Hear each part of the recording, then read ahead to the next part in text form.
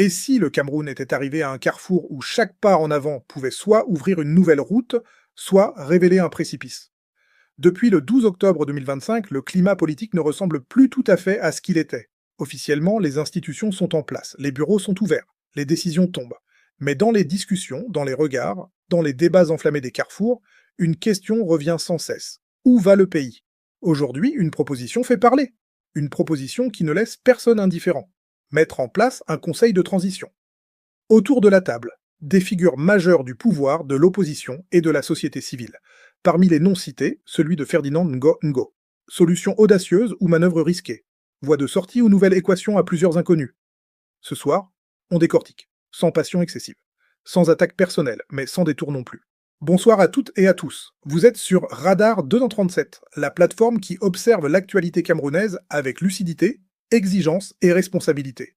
Ici, pas de rumeurs transformées en vérité, pas de slogans déguisés en analyse. Nous prenons le temps d'examiner les faits, de comprendre les enjeux et surtout de poser les bonnes questions. Si vous voulez une information réfléchie, structurée et accessible, vous êtes au bon endroit. Abonnez-vous dès maintenant, activez la cloche. Parce que comprendre ce qui se joue aujourd'hui, c'est mieux se préparer à demain. Entrons dans le cœur du sujet. Depuis la présidentielle du 12 octobre 2025, le Cameroun traverse une période de tension politique marquée par des contestations, des débats sur la crédibilité du processus électoral et des interrogations sur l'avenir institutionnel du pays. Dans ce contexte, l'analyste politique et homme d'affaires Ben Modo avance une proposition structurée. La mise en place d'un conseil de transition chargé d'encadrer une sortie de crise. Selon lui, le pays ferait face à un blocage institutionnel profond.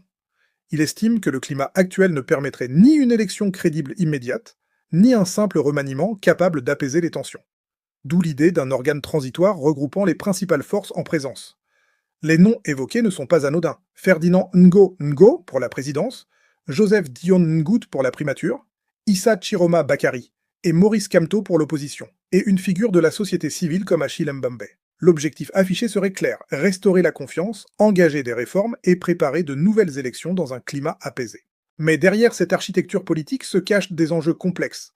Légitimité, équilibre des forces, perception populaire, risque de blocage ou d'escalade. Pour comprendre cette proposition, il faut aller au-delà des slogans et analyser chaque pièce du puzzle. Partie 1, le constat de blocage, quand la confiance s'effrite. Depuis le 12 octobre 2025, quelque chose s'est fissuré dans l'ère politique camerounais. Pas une fissure spectaculaire, non.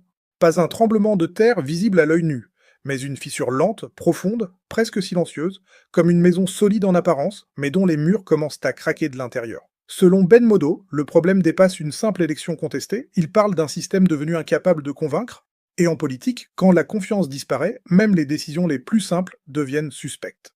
Il avance une idée forte. On peut proclamer des résultats, publier des chiffres, organiser des cérémonies officielles, mais si une partie importante de la population doute, alors la légitimité s'effrite. Et quand la légitimité s'effrite, l'autorité devient fragile. Ce qui rend la situation actuelle particulière, c'est cette impression de décalage entre l'affichage institutionnel et le ressenti populaire. D'un côté, les structures fonctionnent, les ministères sont en place, les institutions existent.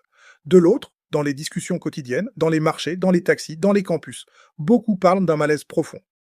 Ben Modo va plus loin. Il affirme que la crise n'est pas seulement électorale, elle est aussi interne au pouvoir. Il évoque l'existence de plusieurs pôles d'influence au sein du RDPC, ce parti souvent qualifié de parti-État tant son emprise institutionnelle est historique. D'un côté, la présidence avec des figures clés comme Ferdinand Ngo, ministre secrétaire général, de l'autre, la primature dirigée par Joseph Dion Ngouté. Deux centres de gravité, deux dynamiques, deux réseaux. Officiellement, tout cela fonctionne dans la complémentarité.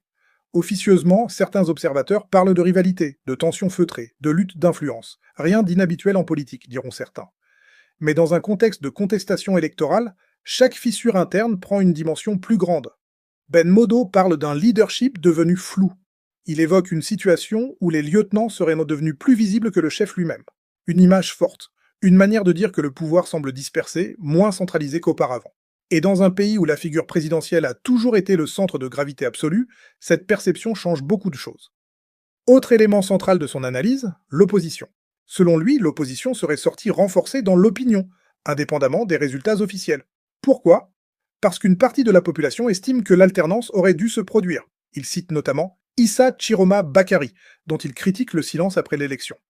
Pour Benmodo, ce silence aurait laissé ses partisans dans l'incertitude. En politique, le vide ne reste jamais vide. Il se remplit de rumeurs, de frustrations, parfois de radicalisation. Il mentionne aussi Maurice Kamto comme figure incontournable du paysage oppositionnel. Là encore, la question n'est pas seulement électorale. Elle est symbolique. Qui incarne la contestation? Qui parle au nom de ceux qui doutent? Qui structure le mécontentement?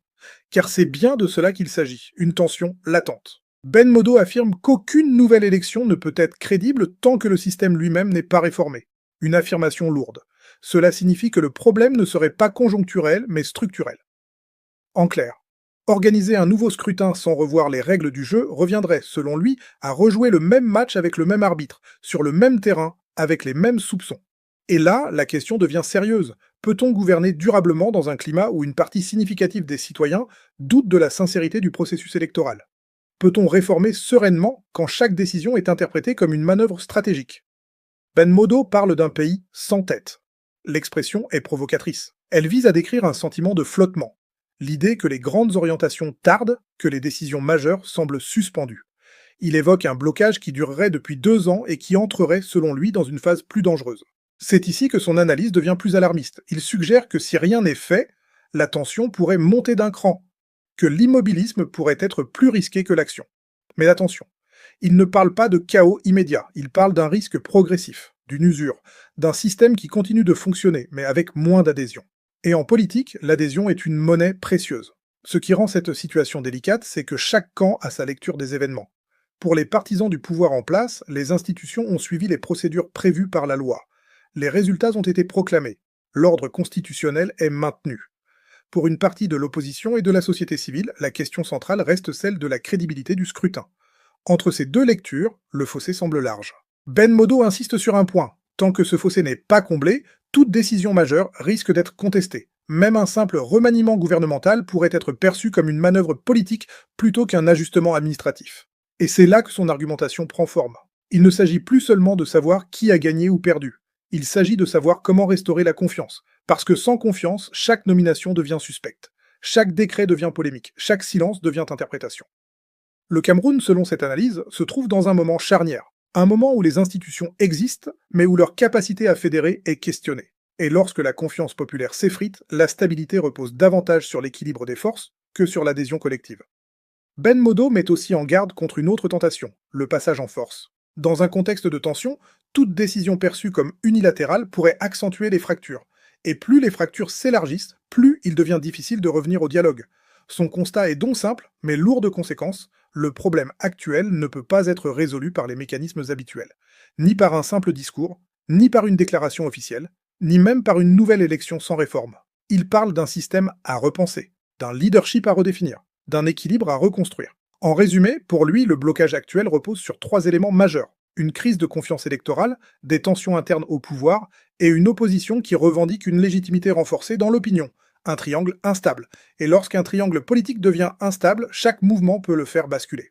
C'est ce diagnostic qui ouvre la porte à sa proposition de conseil de transition. Une proposition qu'il présente comme une issue possible pour éviter l'enlisement. Mais cette solution est-elle réaliste? Peut-elle vraiment réconcilier des forces aux intérêts parfois divergents? Partie 2. L'idée d'un conseil de transition, compromis stratégique ou pari audacieux. Après le constat de blocage, Benmodo avance ce qu'il présente comme la seule porte de sortie raisonnable. Un conseil de transition, pas un gouvernement classique, pas une nouvelle élection immédiate, mais une structure intermédiaire, un organe au-dessus du gouvernement chargé d'encadrer une sortie de crise. L'idée est simple dans sa formulation, réunir autour d'une même table les 3 forces majeures du pays, le pouvoir en place, l'opposition et la société civile. Mais en politique, ce qui paraît simple sur le papier devient souvent complexe dans la réalité. Selon la proposition, la présidence serait représentée par Ferdinand Ngo, une figure stratégique du Sérail, ministre secrétaire général de la présidence, réputé proche des cercles décisionnels les plus élevés. Son rôle dans cette configuration serait clair, rassurer le noyau dur du pouvoir, montrer que la transition ne serait pas une rupture brutale, mais une continuité encadrée. Du côté du gouvernement, Joseph Dione Ngouté serait intégré comme représentant de la primature. Là encore, l'idée serait d'éviter toute fracture interne. Si transition il y a, elle ne devrait pas apparaître comme un désaveu du gouvernement en place, mais comme une adaptation collective. Ensuite vient l'opposition. 2 noms sont évoqués, Issa Chiroma Bakary et Maurice Kamto. 2 trajectoires différentes, 2 bases politiques distinctes, mais une même position dans ce schéma. Incarner une contestation intégrée au processus de sortie de crise.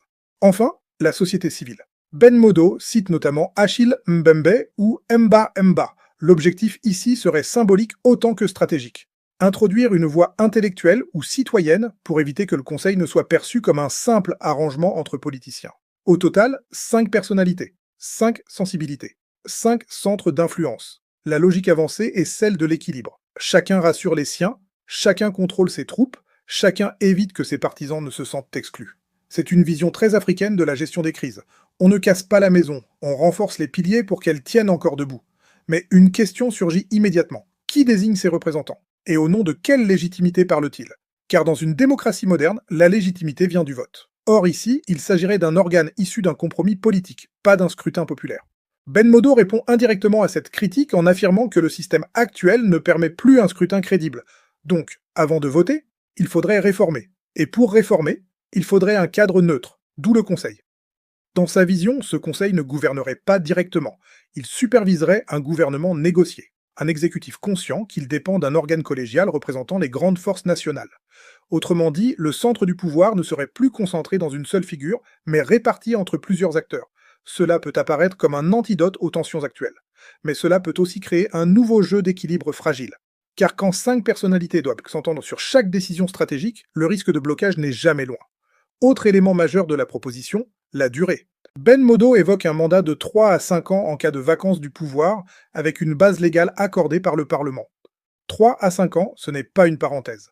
C'est un cycle politique complet, cela signifie que la transition ne serait pas une simple passerelle de quelques mois, mais une phase structurante. Durant cette période, le gouvernement issu du compromis devrait engager des réformes profondes.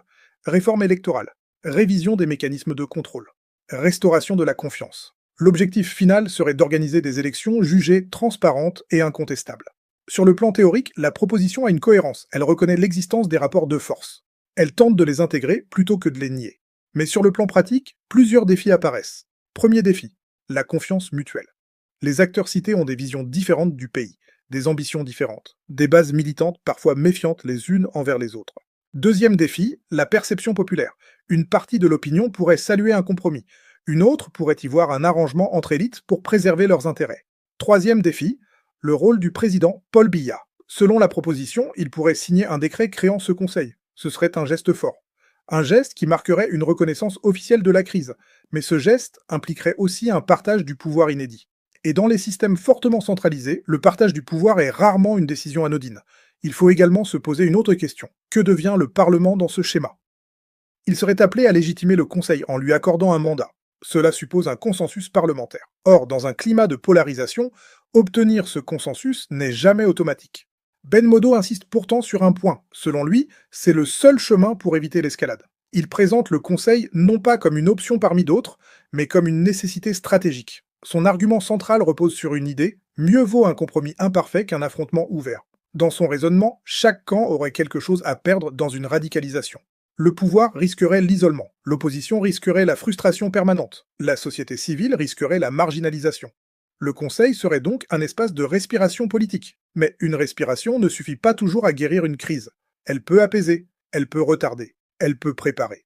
Tout dépendra en réalité de la sincérité des acteurs, car un conseil de transition n'est pas une formule magique, c'est un outil. Et comme tout outil, son efficacité dépend de la manière dont il est utilisé. Si les membres travaillent réellement à réformer le système, la transition pourrait ouvrir un nouveau chapitre. Si chacun défend uniquement son camp, le Conseil pourrait devenir un théâtre de blocage supplémentaire. La proposition de Ben Modo a au moins le mérite de poser un débat frontal. Faut-il continuer avec les mécanismes actuels ou accepter une solution exceptionnelle pour une situation exceptionnelle? Ce débat est loin d'être clos. Et au-delà des noms cités, la question fondamentale demeure, le Cameroun est-il prêt à expérimenter un modèle de gouvernance partagé pour sortir de la crise? C'est là que se joue l'essentiel, car une transition ne se décrète pas seulement par un texte, elle se construit dans les esprits.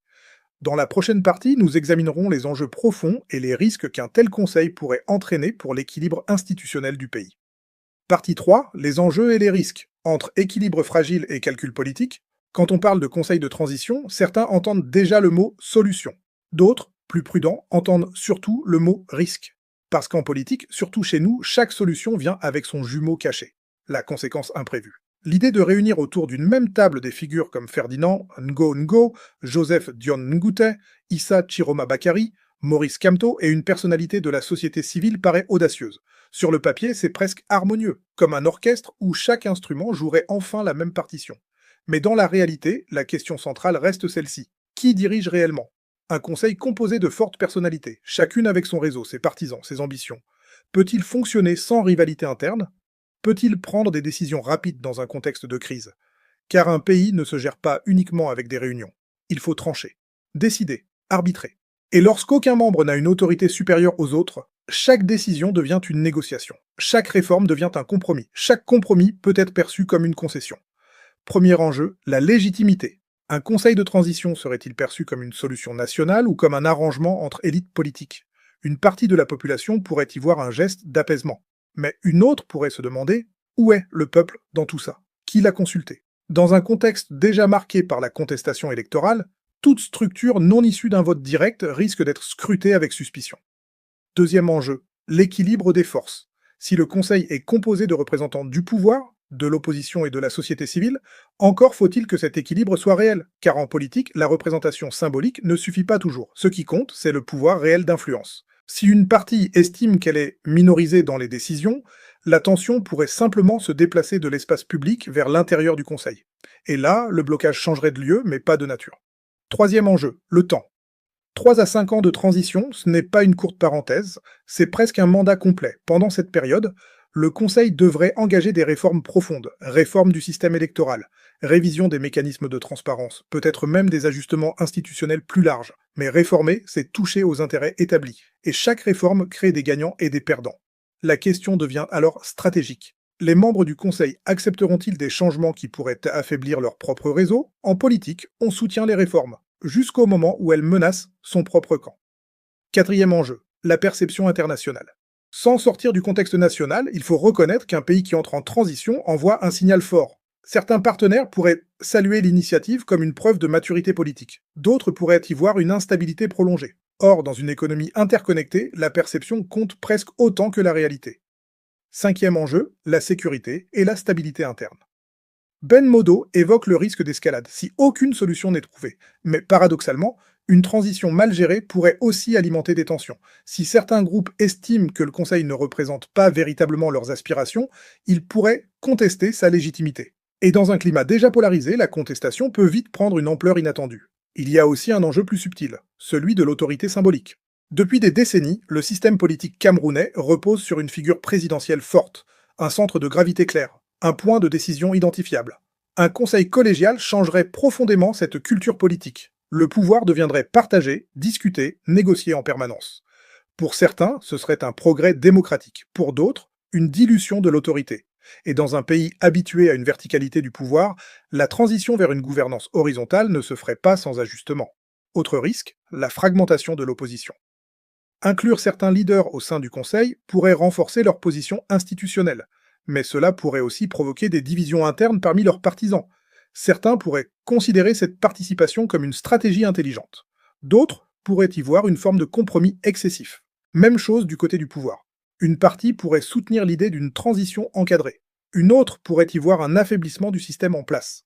En résumé, le Conseil de transition pourrait devenir un laboratoire politique, un espace d'expérimentation, mais aussi un terrain de confrontation feutré. Et puis, il y a une question que beaucoup se poseraient en silence. Que se passera-t-il à la fin de la transition?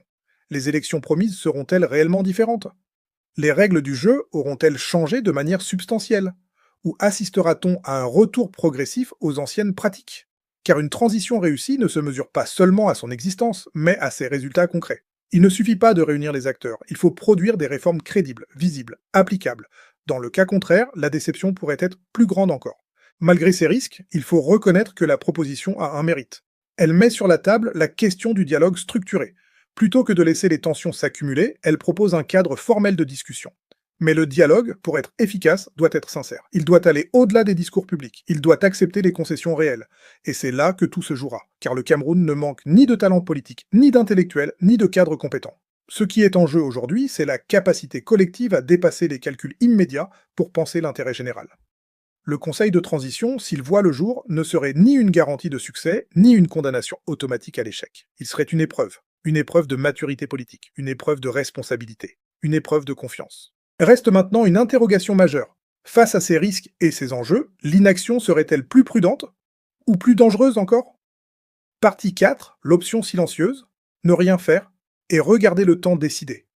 Il y a une autre option. Elle ne fait pas de bruit. Elle ne nécessite ni décret, ni conseil, ni compromis spectaculaire. Cette option, c'est l'attente, ne rien changer. Maintenir les institutions telles qu'elles fonctionnent aujourd'hui. Laisser la poussière retomber. Espérer que la tension s'essouffle d'elle-même. À première vue, cela peut sembler rassurant. Après tout, l'État continue de fonctionner. Les administrations travaillent. Les services publics tournent, les salaires tombent. Le pays ne s'est pas arrêté. Alors pourquoi prendre le risque d'une transition si l'ordre institutionnel tient encore debout? C'est là que le débat devient profond. Ben Modo considère que l'inaction serait en réalité une décision déguisée, car ne rien faire, c'est choisir de maintenir le statu quo. Et dans un contexte où une partie de la population conteste la crédibilité du système, le statu quo peut être perçu comme une fin de non-recevoir. Or, quand un malaise politique n'est pas traité, il ne disparaît pas. Il change de forme. Il devient murmure, puis soupçon, puis fatigue collective. Et la fatigue politique est dangereuse, parce qu'elle n'explose pas toujours. Elle use, elle ronge, elle crée un climat où plus personne ne croit vraiment aux annonces officielles, même quand elles sont sincères. Certains pourraient penser que le temps joue en faveur du pouvoir en place, que l'actualité finira par détourner l'attention, que les préoccupations économiques ou sociales prendront le dessus sur la contestation électorale. C'est possible. Mais l'histoire politique montre aussi que les crises non résolues s'accumulent. Elles ne s'annulent pas. Elles s'empilent. L'option de l'inaction comporte un autre risque, celui de la radicalisation progressive. Quand les voies institutionnelles semblent fermées, certains acteurs peuvent être tentés de chercher d'autres moyens d'expression. Ben Modo met en garde contre toute tentative de passage en force. Il évoque le danger d'un camp qui, se sentant exclu, pourrait durcir sa posture. Il ne parle pas d'un scénario immédiat, il parle d'un engrenage possible. Dans un pays où les équilibres sont déjà sensibles, chaque tension supplémentaire pèse lourd. Il y a aussi la question du leadership. Si la perception d'un vide au sommet persiste dans l'opinion, l'inaction pourrait renforcer cette impression. Et en politique, la perception compte presque autant que la réalité.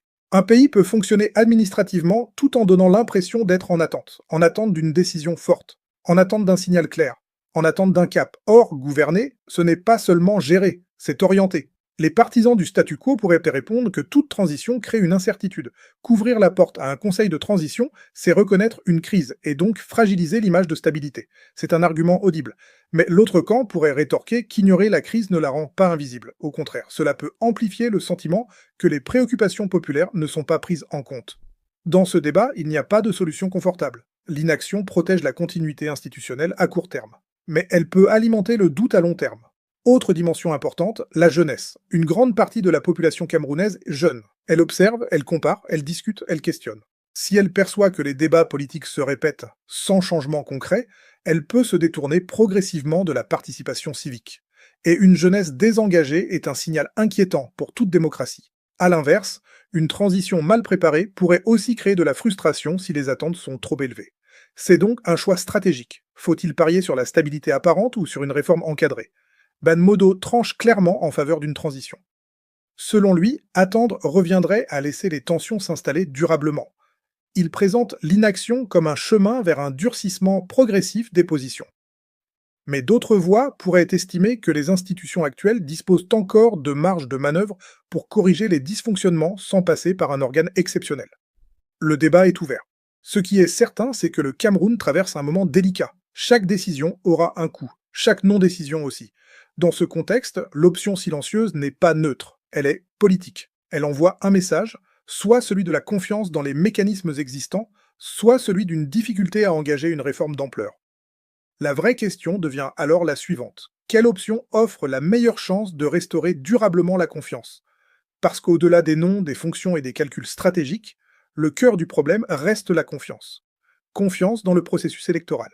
Confiance dans la capacité des institutions à s'adapter. Confiance dans la volonté des dirigeants de privilégier l'intérêt général. Sans cette confiance, même la stabilité apparente peut être fragile. Avec elle, même une transition complexe peut réussir. Alors, entre le conseil de transition et l'attente prudente, le pays semble placé devant un choix historique. Un choix qui ne concerne pas seulement les dirigeants, mais l'ensemble du corps politique et citoyen. Reste à savoir quelle voie sera privilégiée, et surtout, avec quelle vision pour l'avenir.